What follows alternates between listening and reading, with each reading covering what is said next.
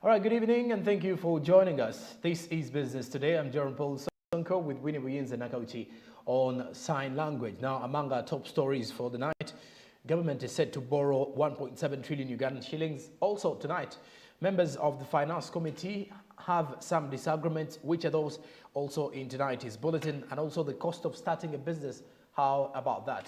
But we do kick it off with reviewing of the FIA, as the members of Parliament on the Finance Committee have tasked the Financial Intelligence Authority officials to start producing tangible results as they carry out their role of fighting money laundering in the country, because Uganda is still the grey area. Our parliamentary reporter, Samla Hanifa, attended the committee and she has the details.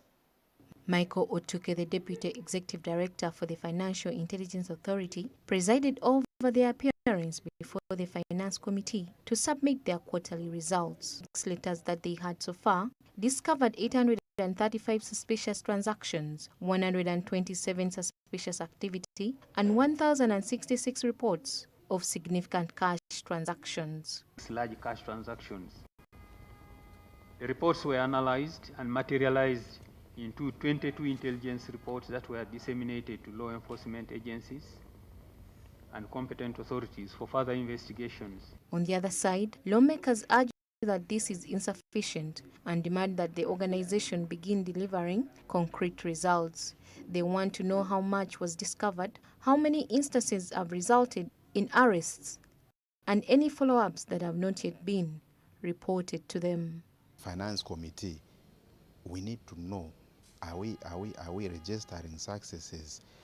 If we appropriate money to this authority, to this institution, are we getting in turn what we inject? Should we support in order to recover? So if these are lacking, it becomes difficult for us to support, because first of all, we expected these people to be, biting. We have so many authorities that are just there. You see the staff, you see them coming with the budgets, you see Parliament appropriating funds, but we don't see results. So it's better we have no such bodies, and we leave this work to police and IGG. According to the MPs, countries like Zambia are doing so for fighting money laundering, and their reports are well elaborated, but Uganda is still lacking. 2 or 3 weeks back, I was in Zambia, and an equivalent entity of Financial Intelligence Authority here, but its equivalence in Zambia was doing wonders. They managed to share with us some of their results, some of the assets confiscated, of course confidential. They would not divulge into details. Some of the kwacha monies recovered during the course of actions and the course of doing their work. So they expect the same to be done here. And as you are aware, recently we were able to be in a gray area in terms of money laundering. And when you are there as a country, then you are really in bad books. So we must fight much to ensure that we leave that gray area. In defense of the National Intelligence, have explained to lawmakers that while they make an effort to follow up on the cases, occasionally they are limited by a lack of funding, which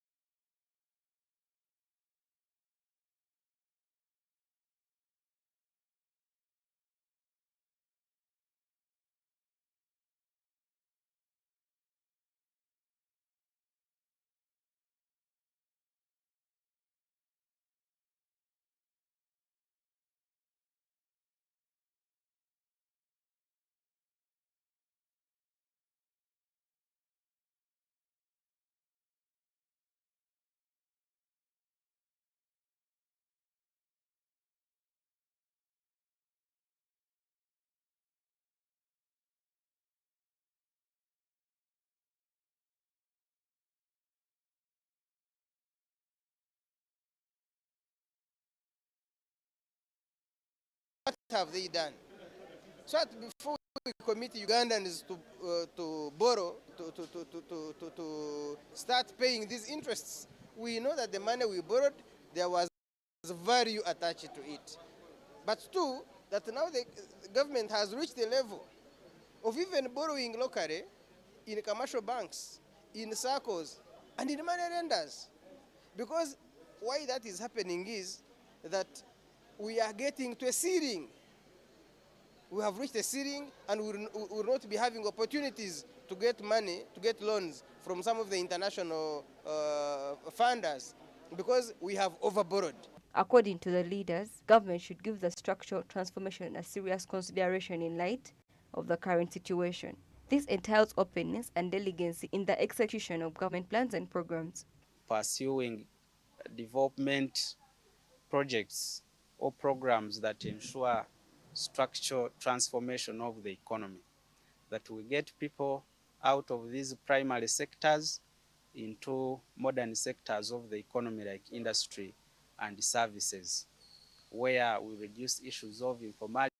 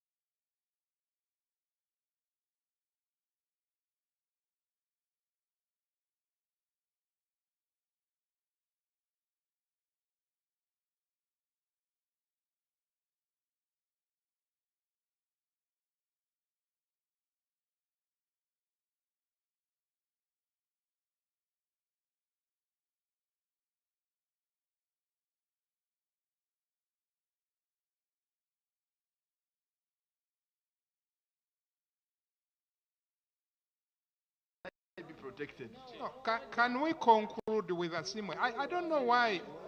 Okay, please, Honorable Asimwe, you are protected. Can you? Okay.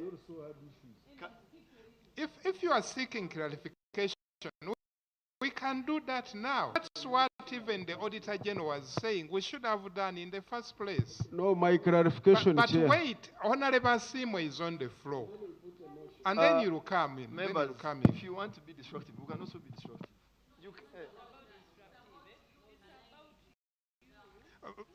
Please proceed, Honorable. Order. We'll be communicating with you what time you'll be coming in tomorrow. Samlanifa, SMART24 TV, Business Today. All right, now let's talk matters. Cost of starting a business in the country.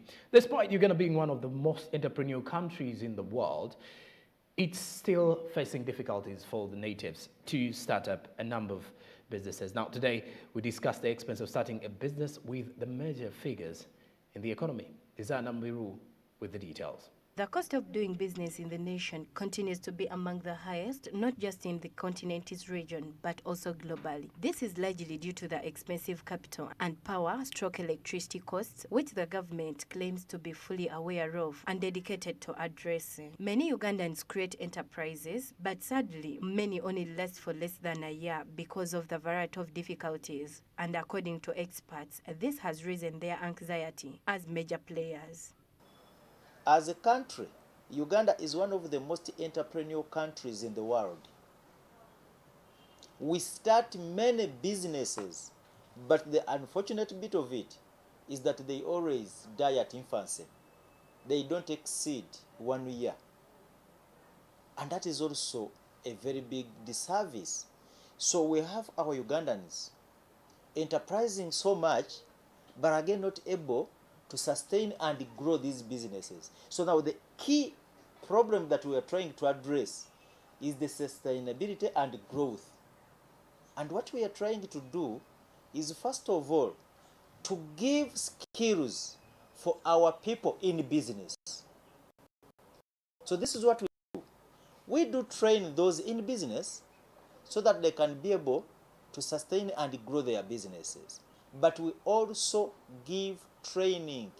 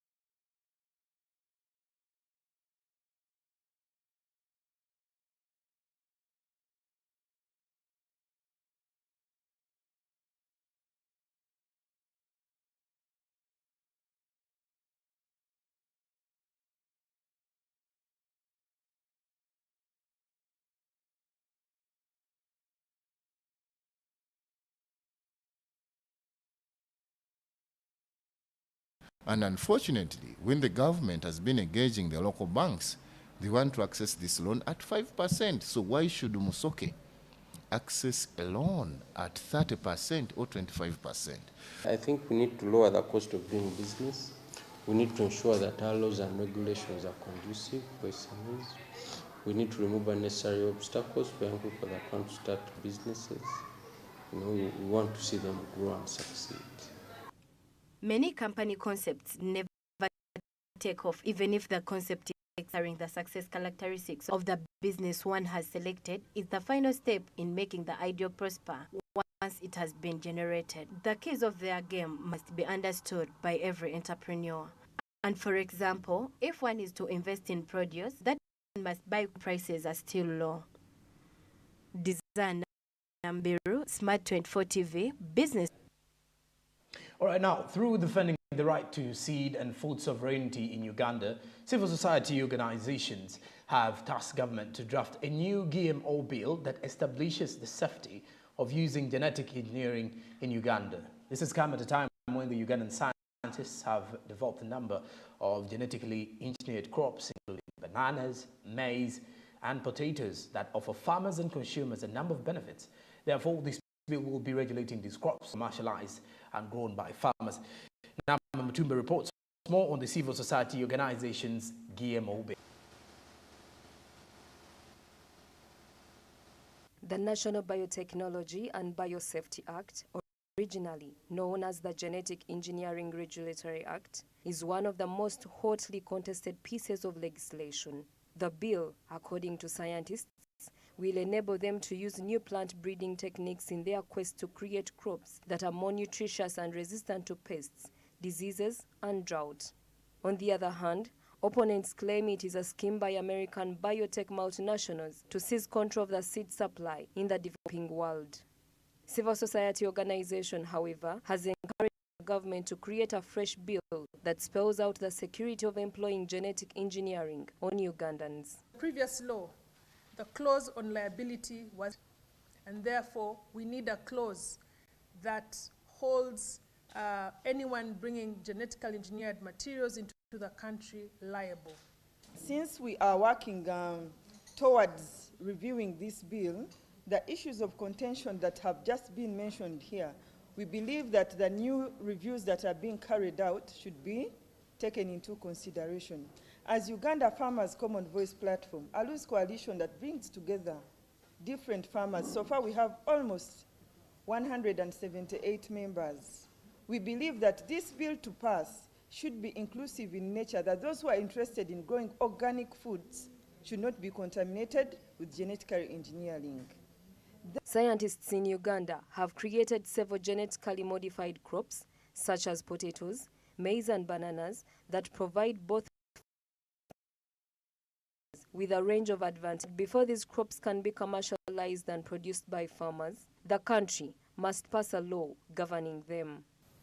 On the 14th of October 2022, a section of members of parliament, including Honorable James Nsababuturo, Dr. Emmanuel Otala, and Honorable Betty Louke, among others, held a press conference following possible plans to lift the ban of the GMO bill as it's known in Uganda.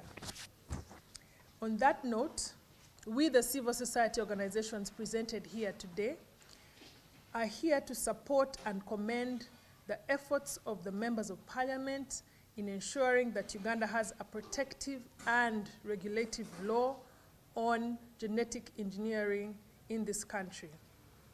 With this in mind, we, the civil society organizations here, understand that the rationale of the Genetic Engineering Regulatory Bill of 2018 is to provide a regulatory framework for the safe development and application of genetic engineering and the release of genetically engineered materials. However, despite the rigorous exercises on this bill, there are several concerns that need to be addressed. This ginger and simsim paste, the most nutritious food. We used to eat moya. So when ladies see moya, there's a smell. It's the most organic oil that you cannot compare with the oil you are using for cooking. You see, has been destroyed during the war, has been dismantled. A new oil has been introduced, new foods have been introduced, and effect is glaring. I can tell you, proceeding with the great people, that you can have some aspect of influencing research. In 2017 and 2019, President Museveni declined to sign into law the National Biotechnology and Biosafety Bill 2012, which needs to be revised. Naomi Mtumba, SMART24 TV, Business. All right, now let's look at the business models in the country. A great business model focuses on creating and delivering great value to customers while simultaneously delivering great margins. It should also try to prevent financial issues and client unhappiness. Additionally, it ought to include strategies for gaining and keeping market dominance, as well as greater employment options for keeping local workforce. This and more with Bronia Katusime. A business model explains how a company produces, seizes, and provides value. An organization prepares a business plan that demonstrates its, makes use of its structures and relationships, interacts with, provides value in all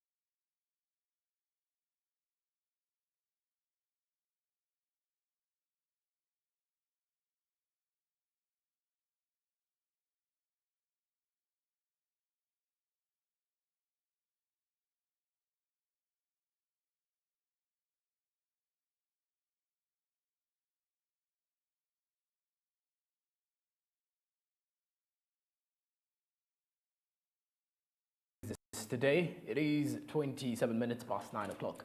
Thank you very much for being part of the bulletin tonight. I've been Jerome Paul Sunko with Winnie Williams and Nakauchi on sign language. I've been coming to you live from Block 42, Nile Avenue. We are SMART24 TV and we continue to drive your best. Good evening.